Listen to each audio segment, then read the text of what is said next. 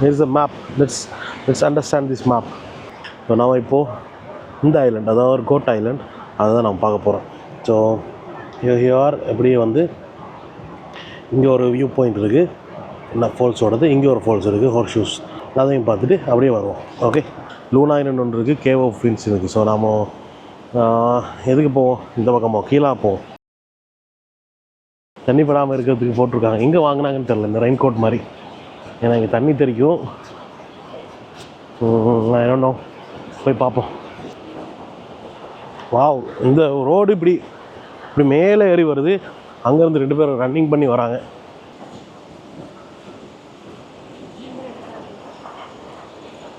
Hi sir. Hello. Taking a walk? Yeah. இதையும் பாருங்க எப்படி இருக்கு. இங்கே ஒரு அழகாக ஒரு ஓக்குவே மாதிரி போட்டு view points and photo points அப்படி வச்சுருக்காங்க.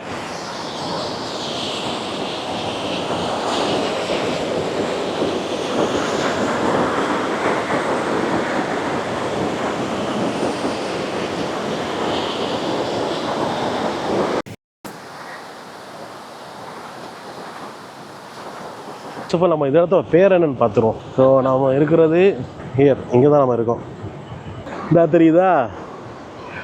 ஓஹோ, இவ அந்த தெரிகிறதா அந்த போட் ரைட்லாம் போகலாமா.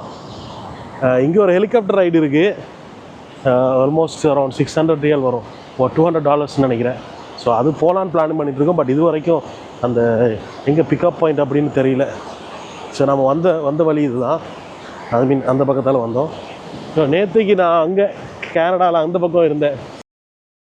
நைட்டு மழை வந்து அந்த கதையில் ஸ்டோரிலாம் சொன்னது தானே, அந்த ஸ்டோரிலாம் எதுவுமே பார்க்க முடியாமல் போச்சு. ரிக்ரெட் இல்லை, I'm not regretting, I already had my time.